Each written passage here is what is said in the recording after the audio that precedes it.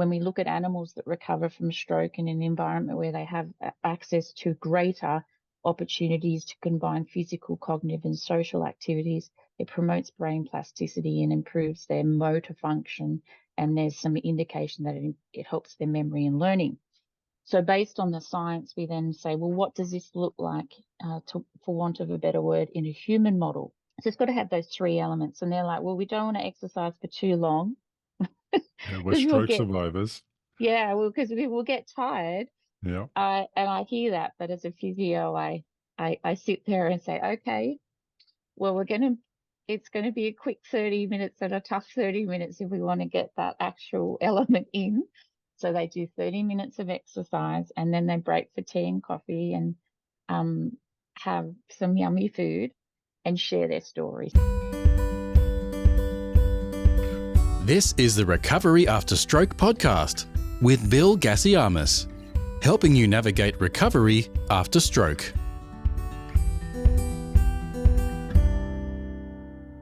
Hello, everybody. Welcome back to the podcast. My book, The Unexpected Way That a Stroke Became the Best Thing That Happened, is now available for purchase on Amazon. Just search my name on your local Amazon, Bill Gassiamis, or follow the links in the YouTube description and in the show notes for this episode. If you are an Aussie and follow the Australian link, the book will be shipped by me personally, which means I'll even be able to sign it for you with a special message.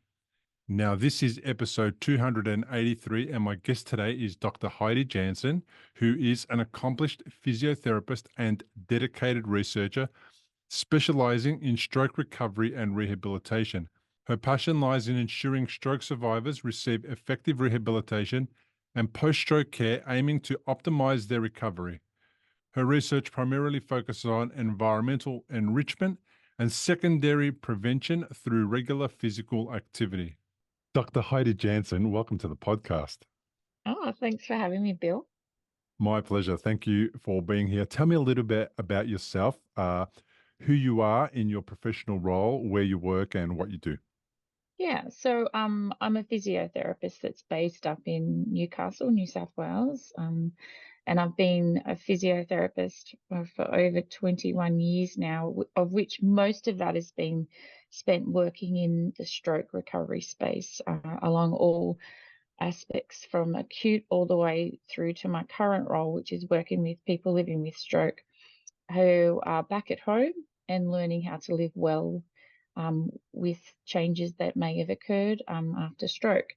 So I work for Hunter New England Health in the community stroke team. That's the team that does that. And we run group programs that involve things like supporting self-management and secondary stroke prevention, mood changes, fatigue, and communication changes. And my other role that I've been involved in probably since for 15 years or so is as a stroke researcher. So I have a special interest in the use of environmental enrichment to promote stroke recovery.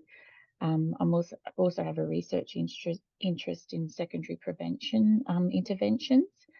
I'm involved in working with an Aboriginal community on Gomeroi, Gamilaroi lands up in Tamworth, New South Wales. And I'm also developing an avatar to support self-determined stroke recovery.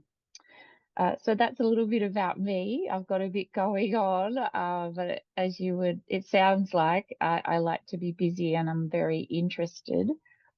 I don't have any personal connection to stroke in terms of having someone in my family or myself that has had a stroke, but I'm very passionate about ensuring that everybody that has a life-changing event, which a stroke most definitely is, they all have equitable access to the best support and evidence-based care to help learn to live again.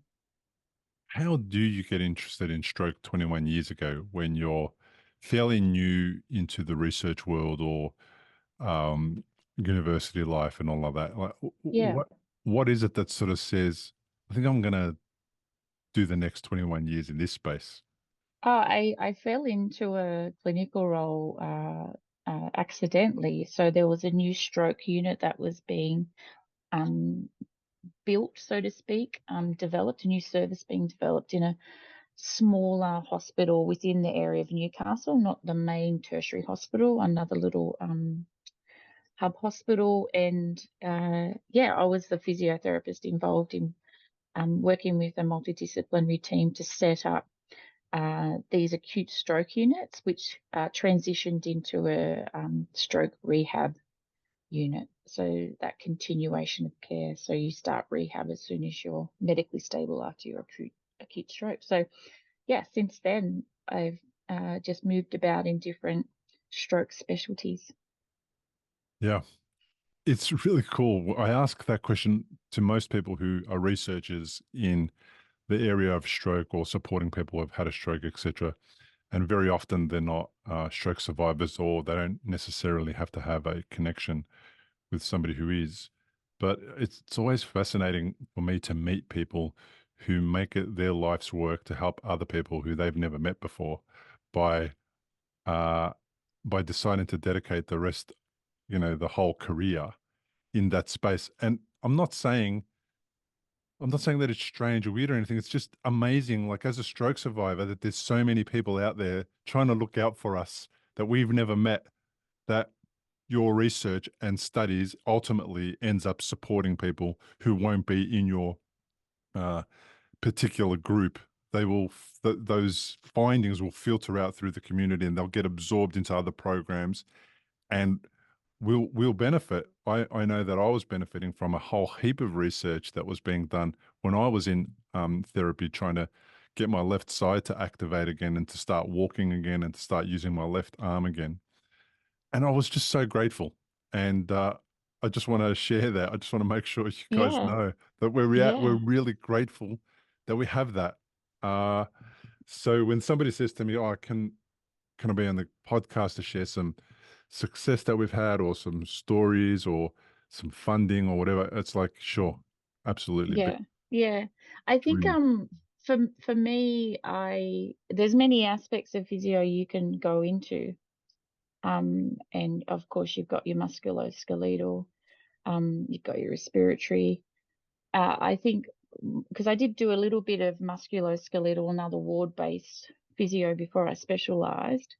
Um, and I think for me, I work, and my work's got to have a purpose or a meaning. It's got to be making a difference. And sometimes maybe it just comes down, what's the driver for the person? And for me, I can see that, I want to be involved with making a really, can we swear on this podcast? We can a little A really yucky situation a shitty, lot better. a Yeah, shitty shitty. situation. You can say shitty. Totally. Look, yeah, Yeah. totally. Better for people, because I think as a therapist, I always try to work with someone like it's my mother, it's my friend. Because Mm. if this was my mum or my friend, what would I want to make sure they had access to, and how would I want to work with them? And in terms of the research, the driver is that's for me the best way to drive change, is being involved in work where you can produce evidence, because otherwise you're stuck in a system and you get frustrated with the Mm. politics, the lack of resources, the inefficiencies, and it's like, well, how can I really make a difference to this group of people? And that's gather the evidence to make it easier to argue for things to be better.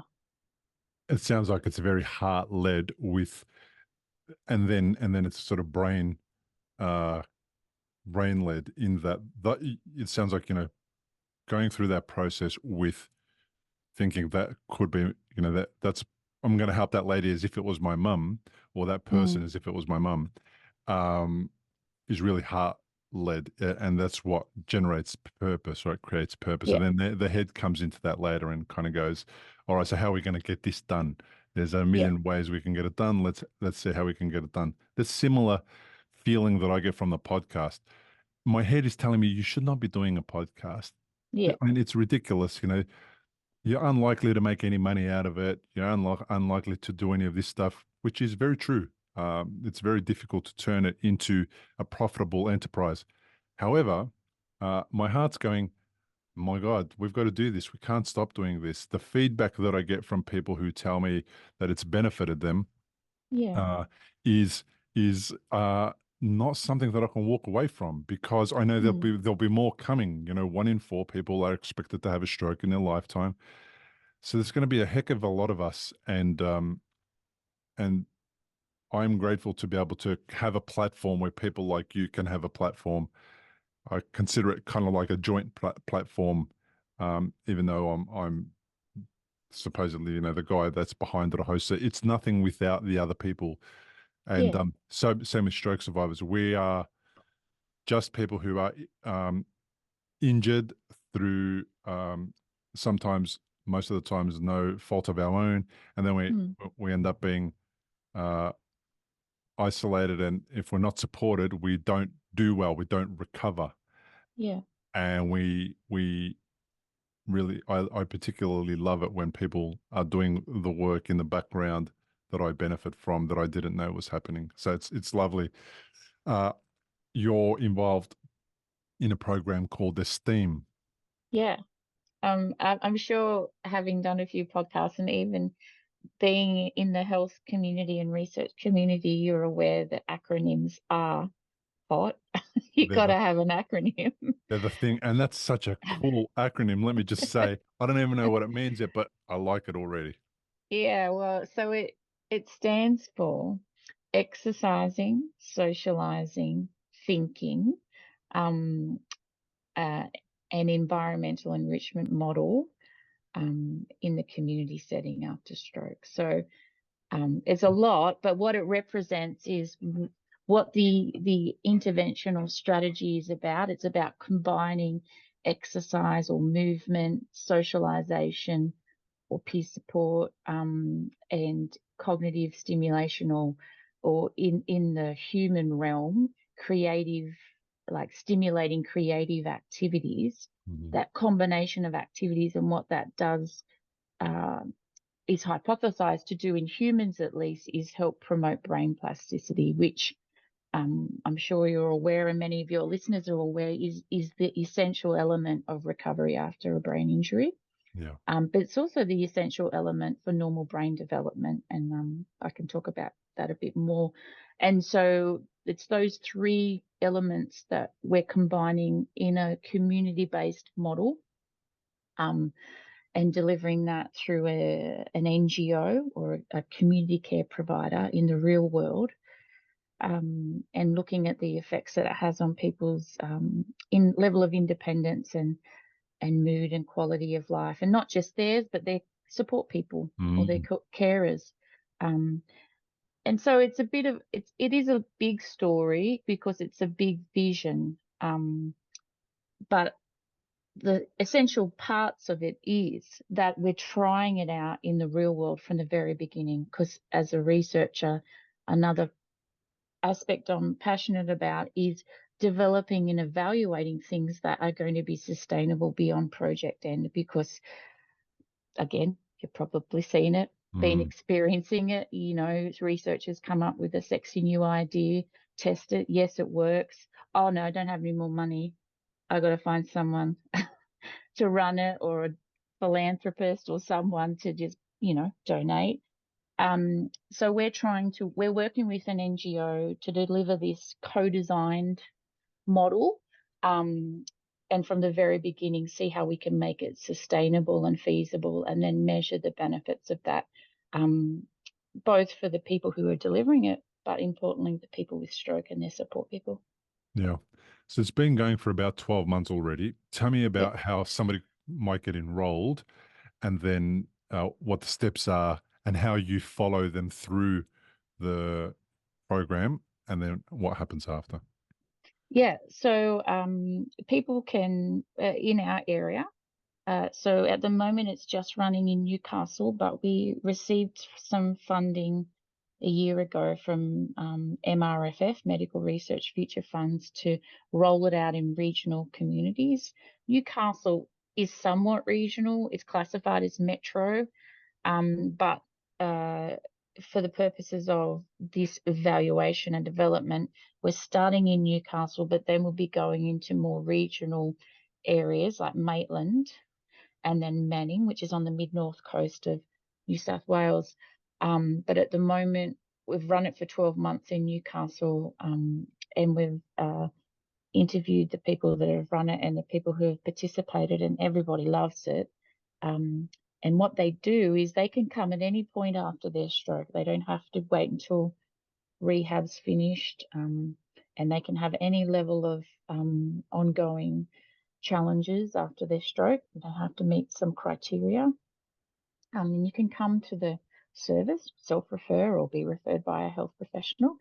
And you come and you twice a week will join another group of people with stroke, led by a physio, to do 30 minutes of exercise. And it's not very long, I know, but when we co-designed it back in 2020, I went to a group of stroke survivors, their support people, health professionals, artists, venue providers, and we all went, okay, so I present it as these are the fundamental elements that we have to have, because this is what the science tells us, that when we look at animals that recover from stroke in an environment where they have access to greater opportunities to combine physical, cognitive, and social activities, it promotes brain plasticity and improves their motor function, and there's some indication that it helps their memory and learning. So based on the science, we then say, well, what does this look like, for want of a better word, in a human model? So with people living with stroke. So it's got to have those three elements. And they're like, well, we don't want to exercise for too long. Yeah, we're stroke survivors. Yeah, well, because we will get tired. Yeah. And I hear that, but as a physio, I sit there and say, okay, well, it's going to be a quick 30 minutes and a tough 30 minutes if we want to get that actual element in. So they do 30 minutes of exercise, and then they break for tea and coffee and have some yummy food and share their story. If you've had a stroke and you're in recovery, you'll know what a scary and confusing time it can be. You're likely to have a lot of questions going through your mind. Like, how long will it take to recover? Will I actually recover? What things should I avoid in case I make matters worse? Doctors will explain things, but obviously you've never had a stroke before. You probably don't know what questions to ask. If this is you, you may be missing out on doing things that could help speed up your recovery. If you're finding yourself in that situation, stop worrying and head to recoveryafterstroke.com, where you can download a guide that will help you. It's called 7 Questions to Ask Your Doctor About Your Stroke. These 7 questions are the ones Bill wished he'd asked when he was recovering from a stroke. They'll not only help you better understand your condition, they'll help you take a more active role in your recovery. Head to the website now, recoveryafterstroke.com, and download the guide. It's free. Stories. And of course, they share their stories throughout the whole time there, but there's that opportunity to feel safe. And that's what people say, is they feel safe being amongst people that they know how they are and what they feel. Not all the time, but you know what I mean? Like that shared experience. Yep. And then they then will go into 90 minutes of movement to music. So dancing, we call it movement to music because many people will say, I don't dance. And it's like, well, you're actually just moving to music and you're doing it in a chair and then eventually you're standing. And then that's most men. Most men. I don't dance. No, it's so the stories have been fabulous. Like people that often enter quite resistant and go, oh, I'm not going to do that. I won't be able to do that. Yeah. And then when they try it, they go, oh, actually, I can do that. And it's actually, I can see how it's valuable. So 90 minutes of movement to music or 90 minutes of a visual art. So led by an artist. So the movement to music is led by a dancing therapist. And then movement to the art is led by an artist, a practicing artist. So one with her own gallery and training. And then so it's a 10-week program. So twice a week they come, exercise, socialize, and do a creative activity.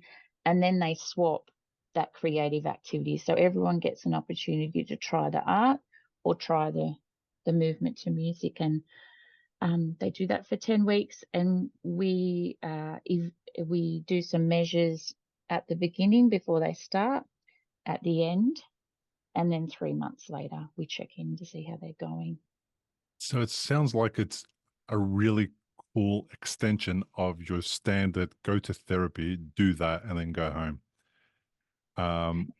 Which is what I experienced, and it was quite tedious and annoying to do, but I had to do it, of course, and I wanted to do it, but it made it like monotonous. I had to get up in the morning, get ready, get prepared, make my trip, do my 30 to 40 minutes, and then go back. And it was a 3 hour round trip, like the whole exercise. By the time I got ready and got there, had my session, and then left and went home, there was half my day gone.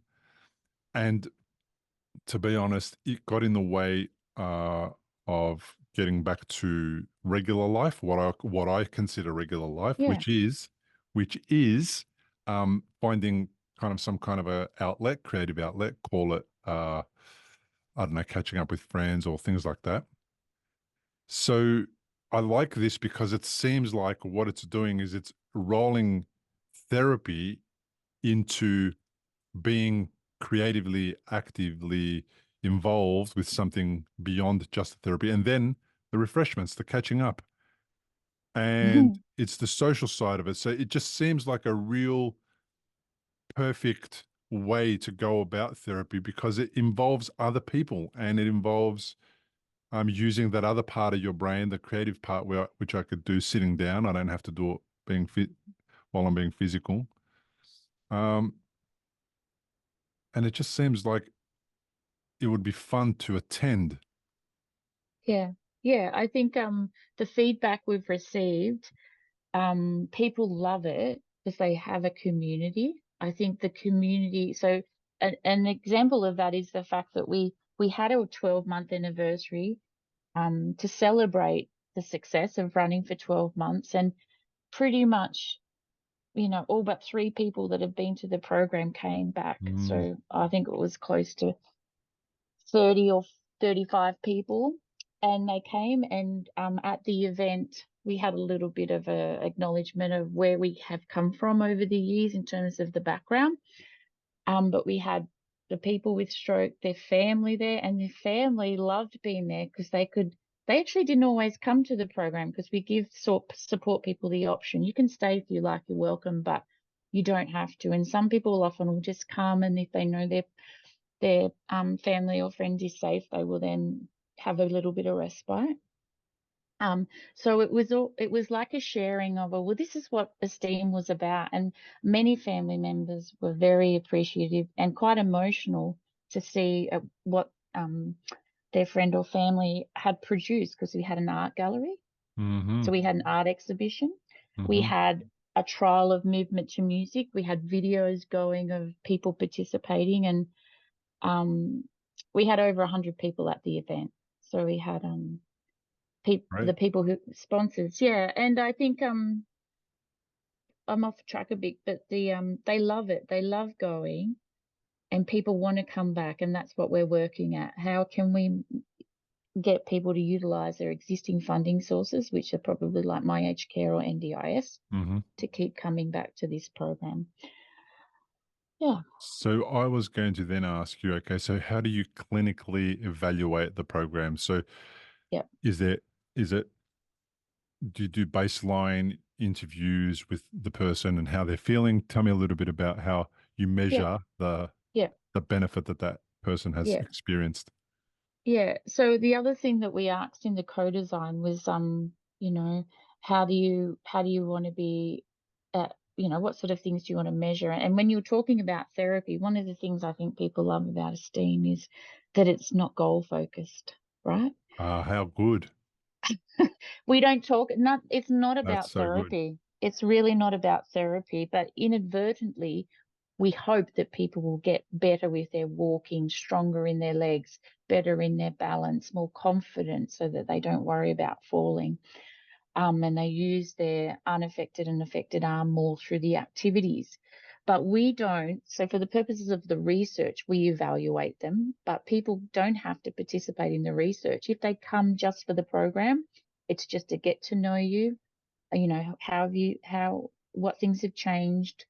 But in terms of formal measures, we don't really do. It's just how we learn enough about someone to make sure we can make it safe and maximize their participation and ensure inclusivity. So the team learn about the person, and then it's about making it the best experience they can for people during the program. From a research evaluation perspective, we do take measures, baseline, program end, and 3 months, and they're around level of independence, mood, quality of life, socialization. So how socially active are you? Because one of the things we want to look at is how does participation in the STEAM help people to then feel confident to go and connect with other things in their community, and other people. Because I think from observing people's growth, that's what we see is the participation in activities that aren't really therapy and that don't have a goal. It really builds people's self-efficacy, and they go, look at what I can do. I have had a stroke. That's one thing. That's not all of me. And I'm also an artist, and I can also move, and I can also talk with other people. I think sometimes therapy goals, I don't know, I am a physio and they're important, but if you don't achieve them, I don't know how valuable that is for people's confidence. Oh, I can tell you. So stroke survivors will often tell me it's 12 months past stroke and I can't walk yet. And they're Mm, devastated because mm, somebody said to them, and they picked it up, like in the periphery, somebody said, oh, you'll be back on your feet in 12 months. And it's like, yeah, oh my God, that's terrible now that that person hasn't achieved that because they think that 12 months is the window. And if yeah, it doesn't happen, then it doesn't happen. So I talk about it a lot and I encourage people not to set deadlines. Uh, mm, they can set milestones. I'd like to walk again, but that's it. mm, Don't mm, make it any more detailed than that. And that means that you can always work towards walking, and you also have to change what walking looks like and means, because it yeah, may still be walking when you're walking with a crutch or with an yeah, AFO or with a whole bunch of other support. And that is more important than quote unquote walking properly or yeah, the way you used to before the stroke. So yeah, it's to change the definition of walking so that it's more easily able to be achieved, and also to take away the timeline by which you have to walk on it. And then what that does is that just allows you to go on a journey to walk again soon, one day, at some yeah, point. And that's yeah, far better for the emotional part of the yeah, uh, recovery. And what you're talking about is I can paint, or I've created this, or I've made that. That enables the identity of that person to mm, become whole again, because mm, the assumption for a lot of stroke survivors is that now that I've had a stroke, I'm no longer all the things that I was before that. yeah, And it's like, wow, a stroke's not that dramatic. I understand how mm, mm, not allowing you to participate in an activity makes you feel like you're missing out, but that doesn't change who you are. You can still be somebody who participates in sport mm, that doesn't look like the type of sport you participated in before.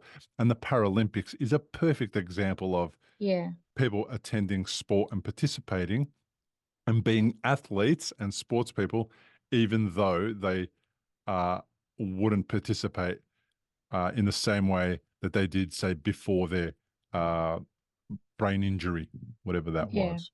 yeah. And I appreciate it as a person who hasn't had a stroke, but from working with people over many years, that journey around accepting what I am, or me now, Mm, it's different for everybody. mm, So some people will be like, well, I'm not going to be a success or until I get back to the person I used to mm, be. And you're mm, talking about the thing that we try and help people with is you are not your stroke. Like, you're still you, and you still love the things you love, and you can do the roles you do. They just might look different. Mm. But some people really struggle with that, and I can understand why. Mm. But sometimes it can be a very big block in that sort of learning to return to life again. And I wonder if esteem provides an avenue, because people, they've all had a stroke, but they're all celebrated for being the person they are, not what they can do. You know what I mean? Yeah. And they like feel so safe. And like, I've got friendships here, and look at me creating these things, and everybody thinks they're great. It doesn't really matter that I'm not exactly how I was before. These people like me for me, how I am now. Yeah. For the person that they are, not the tasks that they do or don't do. Yeah, I have some great friends who are stroke survivors who I never would have met if it wasn't for the stroke. yeah, And a lot of them are in Melbourne because that's where I hang out with stroke people more than I do anywhere else. I mean, that's where I live. And they went through their struggles at the beginning of, redefining their life. So did I, redefining who they are, what they are, how they attend. But in but but they still were always them. So mm, their personality was always their personality. It was always the same, and we didn't lose that. They didn't lose their personality or didn't evolve when they achieved goal X or they didn't achieve goal X. So what the tasks that they were able to do or not do were not relevant in our friendship. It was like, yeah, I like you for who you are, and that's yeah, about it. And yeah. everything else is a bonus. And what I found was that that many of them have what's the word? Oh my gosh, I've gone blank. That many of them Re, have reinvented themselves. yeah, yeah. Version And 2. yeah, and it's cool because they brought their thoughts, their ideas, their previous experiences, and they've applied them to this new version of themselves, this reinvention. Mm. And it's bloody great to see. It's like really amazing to see because one of the gentlemen, Antonio, who I interviewed at the very beginning of this podcast series, maybe in the first 20 or 30 episodes, he had a stroke and he was a guitarist. So he was not able to pick up his guitar again. So he started playing one-handed piano and now he's a music producer. And Amazing. he's reinvented himself. And it's Yeah, because of that whole idea of, okay, he got curious as to what can I do yeah, as opposed to what can I not do and then focus on yeah, that. yeah, yeah. And I think that loss of who I was, or that loss of identity and change in roles, is something that I have observed is challenging. But as you say, if it's framed in a different way, well, what can I do? Who am I now? And what are the opportunities? But yeah, that's really challenging. I appreciate. Yeah, can be. Um, so Esteem is now getting funded for an additional year. Is that right? Is that how it's worked? So we got some money to help embed or deliver it with a new service provider. So at the moment, we're working with Mercy Services in Newcastle. We got some funding to run it with Maitland Community Care in Maitland. And again, what we will do, as we did in Newcastle, is we use that money to help train up their staff to deliver it, so that we can evaluate the benefits. And whilst we're doing that, we work with the organisation to work out, so people that are wanting to keep coming to this program, how do they use their funds to keep coming back? Because it is quite expensive to deliver, when you think you've got a physio involved, two allied health assistants to support the movements and the creatives, and we've got an artist, and we've got a dance therapist, and we've got a program coordinator. So all of the resources are in the people. 6 people. Yeah. but it's not dissimilar in terms of cost to what people would be accessing through NDIS or other My Aged Care programs. So it's just tweaking what we might need to do and educating the community around how they need to articulate what they need in their packages to be able to access esteem.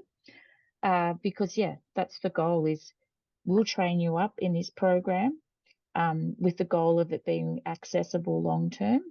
And I think eventually, especially in regional areas, we may need to make it more feasible by including people that have had other life-changing events, such as a traumatic brain injury, perhaps, or people living with Parkinson's, so that it can be feasible. Because when you run anything in a group, you need a certain number of people to break even with your costs. I see. Yeah. So Yeah. numbers are essential. Definitely. Okay. And there is no doubt about it that people experiencing traumatic brain injury or other neurological conditions often have a lot similar challenges that they've got to overcome. And I relate to a lot of people who are experiencing other neurological conditions because the deficits manifest in similar ways. You still Yeah. have the same type of deficits and challenges to overcome. So have you noticed that people who started 12 months earlier, well, how long does the program, it runs for 10 weeks. So can they Yeah. re-enroll and come back again? So again, for the purposes of evaluation, we're just at the point of putting people through once. But the vision is once, because we're currently running at 10 people per program, we're looking for a bigger venue to blow that out to 16 so that it's more cost, what's the word? It's more accessible for people with their packages, because you don't want them to be burning through all their money The coming. cost to attend decreases. Yeah, that's right. And so when we have a larger group, I envisage that we'll be able to both support people running through the program for the purposes of evaluation, but also people coming back ongoing. So if you want to, for use of a better word, a maintenance program, but it's not about maintenance. The big vision is to have this program in communities where people can come and go from it as they feel they need based on where they are at a point in time. So if they want to use their money on it for a 12-month period, sure. But if I only need a bit of a top up because I'm feeling X, they can leave whenever they want. That's the long-term vision. Yeah, excellent. So are you looking to enroll people now? Yeah, we are. We're enrolling people in Newcastle and then also in Maitland. We'll be starting hopefully the program in Maitland in March next year. And then Manning hopefully by the end of next year. We're taking interested people. The challenge, I think, for your audience, possibly, Bill, is that it is based in New South Wales and it is based in specific communities.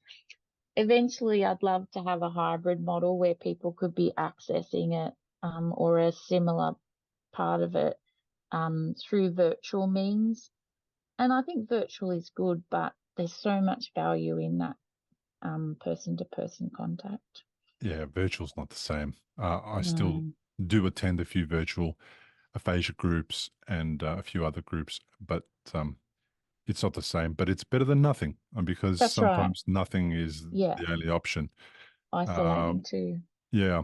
And even though I'm in Melbourne and my audience is global, it doesn't mean that we can't share these stories and invite people to get curious about these programs because they might branch out. There might be co-collaborators in other countries who want to share for findings, sure. etc. Right? So Thank you. Yeah.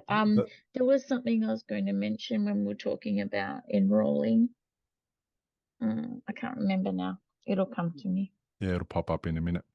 So there's an opportunity for people who are interested in this type of program overseas to get curious about what you guys are doing, how you've found it, what challenges you've overcome, and all that type of thing. So Yeah.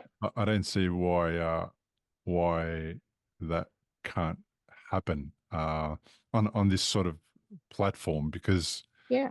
we've got to get it out there. And there could be some people in New South Wales that have access to Newcastle who can come to Yeah. Newcastle. And what I'd love to happen is that this episode is shared by people in your community, in your organization, to their local community and support groups, be it aphasia groups, be it, whatever therapy groups are happening in and around your area, because there'll be stroke survivors lurking in those other spaces as well, that haven't stumbled across esteem. Now, what I love about esteem is that it helps to improve people's self-esteem. That's right. That's right. I don't know how I made that happen, but I just did. In terms of the acronym. Anyway, the acronyms are always something you're thinking about all the time, and sometimes you come up with good ones in the shower, in the grocery lines, things like that. And usually they're terrible and they don't have another layer of Yeah, complexity yeah, to their meaning. yeah, But this is yeah, awesome because it has yeah, that, and it does. That's exactly what therapy sessions that are interactive, that involve people that are like-minded, that do not record your supposed uh, that are not goal oriented. That's what they do. That is a goal in itself. If you can improve that person's self-esteem, well, I think that's a huge goal. And then that gets them curious. I know, because of me, if somebody proves to me that I'm capable of something that I thought I was not capable of, then what it does, it gets me curious to go, oh, what else can I do? Oh, what else yeah, am I capable of? Or how else should I attend and participate? And this podcast thing is nothing but somebody going to me, you could probably do this online, where I used to previously uh, just do this locally for the Stroke Foundation here in Australia. I would go and share some information to a local community group about stroke awareness and prevention. Uh, yeah, and that was like, oh, that's pretty cool. And I could do that forever, but it only yeah, reaches so yeah, many people, whereas this goes global and we have a larger impact. So that's how I got sucked into that. Somebody proved yeah, to me that I was capable of a lot more than I thought, and yeah. I went down this path. Well, I think what you're doing in a way, sharing stories and giving people an opportunity to share their story, is not dissimilar to esteem, because that's what happens when everyone comes together all the Mm, time, is they learn mm. a little bit more and they hear another person's experience, which is what you're doing, and they go, oh, okay, I didn't know you could do that, or that's a great idea. So the most influential people in the community are people that have shared your experience. So I think you're doing great work sharing everybody's learnings and experiences. Thank you. I think you're doing great work too. Thank you for being a guest on my podcast. I really appreciate it. Good luck with the next 12 months. Thank And you. I look forward to hearing from you again. If there's an update that you're happy to share, please reach out.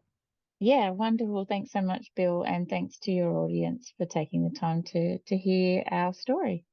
Well, thank you for joining us on today's episode. Remember to grab a copy of my book, The Unexpected Way That a Stroke Became the Best Thing That Happened, by going to your local Amazon, typing in the title or my name, Bill Gassiamis. If you're an Australian, buy from the Australian link that is available in the show notes or in the description of the YouTube video, and I will sign the book for you personally. As always, to learn more about my guests, including links to their social media and other pages, and to download a full transcript of the entire interview, please go to recoveryafterstroke.com/episodes. Thank you to everybody who has already left a review. It means the world to me. You are definitely helping others in need of this type of content to find it easier, and that is making their stroke recovery just a little better.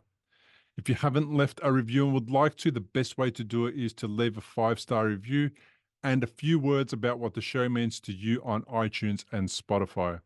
If you're watching on YouTube, comment below the video. I respond to all the comments on my YouTube channel. Like the episode, and to get notifications of future episodes, subscribe to the show. If you are a stroke survivor with a story to share, come and join me on the show. The interviews are not scripted. You do not have to plan for them. All you need to do to qualify is be a stroke survivor who wants to share your story in the hope that it will help somebody else who is going through something similar. If you are a researcher who you would like to share the findings of a recent study, or you're looking to recruit people into studies, you may also wish to reach out and be a guest on my show. If you have a commercial product that you would like to promote that is related to supporting stroke survivors to recover, there is also a path for you to join me on a sponsored episode of the show. Just go to recoveryafterstroke.com/contact, fill out the form explaining briefly which category you belong to, and I will respond with more details on how we can connect via Zoom. Thank you once again for being here and listening and participating and leaving your comments and telling me how much the podcast means to you. I really appreciate you. See you on the next episode.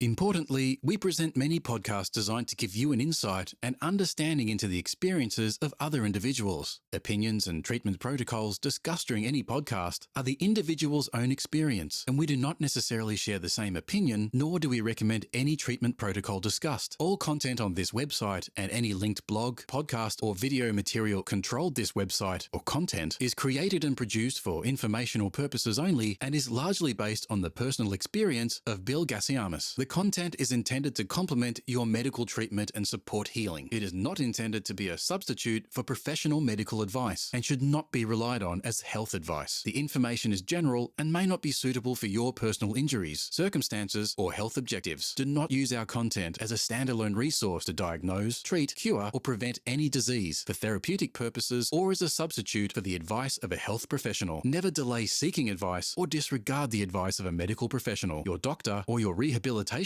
program based on our content. If you have any questions or concerns about your health or medical condition, please seek guidance from a doctor or other medical professional. If you are experiencing a health emergency or think you might be, call 000 if in Australia, or your local emergency number immediately for emergency assistance, or go to the nearest hospital emergency department. Medical information changes constantly. While we aim to provide current, quality information in our content, we do not provide any guarantees and assume no legal liability or responsibility for the accuracy, currency, or completeness of the content. If you choose to rely on any information within our content, you do so solely at your own risk. We are careful with links we provide. However, third-party links from our website are followed at your own risk, and we are not responsible for any information you find there.